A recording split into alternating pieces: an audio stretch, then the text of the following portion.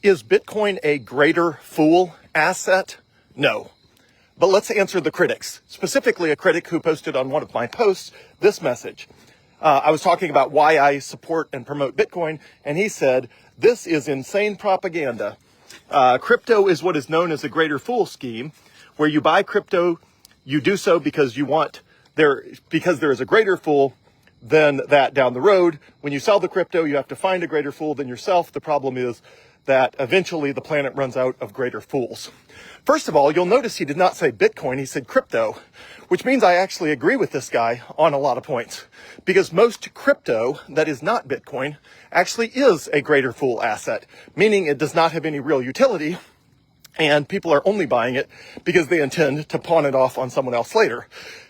I would put cryptocurrencies like XRP in that category, but there's tons of others like Shiba Inu and Dogecoin, all of those things. But let's take a step back and ask, what is a greater fool asset? And how do you know if an asset is a greater fool asset? Well, first of all, you buy things for one of two reasons. Either because you intend to use them, or you plan to use them as money. So if something has utility value, you plan to use that utility value. You buy a car so you can drive it, you buy food so you can eat it, etc. Money is the one thing that you buy, usually with your time and energy, your labor.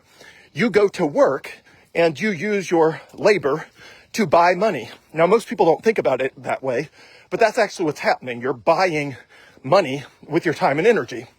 So money is the one thing that you don't intend to use. You intend to trade it for something later.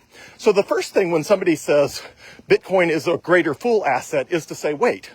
Well, actually, oftentimes what they'll say, you're only buying Bitcoin so that you could trade it to someone else later. Well, congratulations, you just invented money. Literally all money works that way. Money, by definition, is an asset that you get with the intent to trade it later for something you need. That is what money is.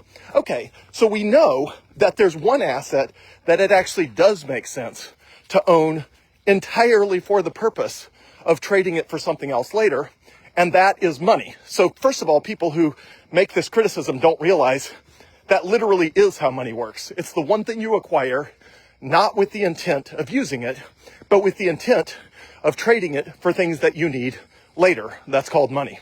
Okay, so what makes a good money? Well, I've posted, for example, the chart of the attributes of a good money that comes from the Fidelity Bitcoin First Revisited report. You can type those words in Google, Fidelity Bitcoin First Revisited, and they got a chart in there with all the attributes of a good money. It has to be durable, it has to be divisible, it has to be portable, it has to be fungible, it has to be, most importantly, scarce. So if an asset has all of those attributes, then it can be a good money, and the asset with the most of those attributes is a good money. In the case of gold, they compare it to gold. Gold has the longest history of any kind of money at more than 5,000 years. The US dollar is the most commonly used money around the world, but gold has problems. It's not divisible for everyday payments, and it's not portable. You cannot send gold across the internet, and large amounts of gold are way too heavy for the average person to transport. And then, of course, the fiat currency's main problem is it's not scarce. The government just prints tons of it out of thin air without anyone having to work for it, which devalues all of the other US dollars already in circulation. So if something like Bitcoin meets all of those criteria, then it is not a greater fool asset. It is money. You get it so that you can trade it later for things you need. That is called money. Now, let's address specifically the critique of, yeah, but what if someone has to lose, right? So sometimes when people make this critique, they'll say it's a greater fool asset. Basically, there's always a fool at the end of the line. That's not true. Let me give you an example. Let's say I buy Bitcoin at $10,000 per coin, and then at $100,000 per coin, I trade it to somebody for something I need. They get that Bitcoin at $100,000 per coin and trade it to someone else at $500,000 per coin for something that person needs. Okay, the person who bought it at $500,000 a coin trades it at $1 million per coin for something they need. And the person at $1 million a coin trades it for $10 million per coin to someone else down the line. The very last person who adopts Bitcoin worldwide out of 8 billion people, and by the time, everyone worldwide has adopted Bitcoin, it'll be 9 billion people in the world instead of 8. So the 9 billionth person who adopts Bitcoin, literally the very last adopter, still benefits from sound money. They still have an asset that is the scarcest asset in the world that they can then trade for everyone, to anyone, for anything that they need to improve the lives of themselves and their family. Now, when they trade that asset, it will appreciate at the rate of human productivity growth. It's not going to appreciate because of greater adoption like it did from 10,000 to 100,000 or 100,000 to 500,000 or 500,000 to a million or a million to 10 million per coin.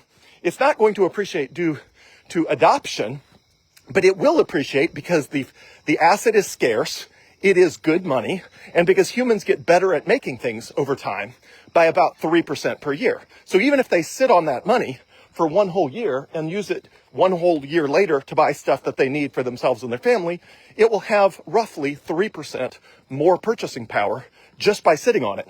So everybody in that chain that I just talked through benefits from Bitcoin. There is no fool at the end of the road.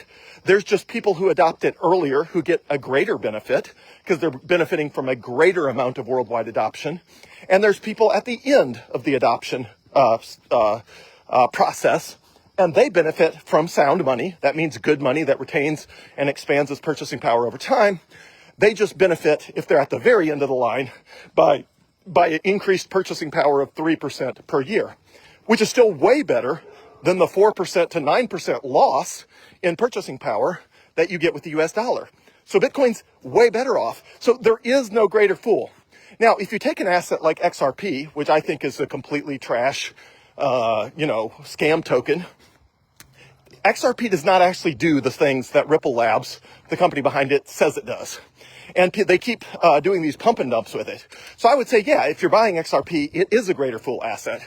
You are the exit liquidity for Ripple Labs. That means when you are buying XRP, they are taking XRP that they invented out of thin air, gave themselves for free, and now they're selling it to you for real money, which they are then going and putting in Bitcoin or something else. So yeah, that is a scam token. A scam token is a greater fool asset because if an asset is only, if an asset has no utility, or certainly not any utility that's anywhere close to what you're paying for it, then yes, it does require a greater fool to take it off your hands, which is why I don't advocate for things like XRP or Dogecoin or Sweet Shiba Inu. Any of those type of assets do not have good monetary properties, which means they're not money. If something does not have good monetary properties, it's not a good money. And if it doesn't, if it's not a good money, then its only value is in its utility. And I don't think the vast majority of the coins I've just talked about have any meaningful utility that anyone actually cares about, meaning they are a greater fool asset. The vast majority of crypto, and when people say crypto, often they mean all the stuff that is not Bitcoin. Now, some people would group Bitcoin in crypto, but most Bitcoiners would not. They would say, no, there's Bitcoin and then there's crypto. Bitcoin is a cryptocurrency, but if you're referring to crypto as an industry, typically you're referring to all these random coins that are greater fool assets. Pump and dumps. They're all backed by investors and venture capitalists who got a bunch of the tokens for free or near free, and they're just dumping them on regular people. So yeah, that's a pump and dump. That is a greater fool asset, but that is not Bitcoin. Bitcoin's monetary properties means it's a money, and it's a money that literally every person in the chain can benefit from. In a world where that is 100% Bitcoin, nobody has to be a loser. There is no greater fool at the end of the line. Now, there will be fools along the way who buy Bitcoin and then sell it when it's down because they don't understand what it is. They don't understand how it works. They don't understand money. They trade it for XRP or some stupid coin. There will be fools along the way that lose from Bitcoin, but not because the asset has a problem. It's because they don't understand what they own. And they're trading it, or they're buying and selling, or they're doing stuff with it that they should not be doing. If you treat Bitcoin like money, and if you're smart about it so that you make sure you do not have to liquidate it at a price below what you paid for it, which is absolutely possible, it's just a matter of time, being patient, then there is no greater fool. There does not have to be a greater fool. And Bitcoin most certainly is not a greater fool asset. So it's as simple as that. Things either have utility or they're money.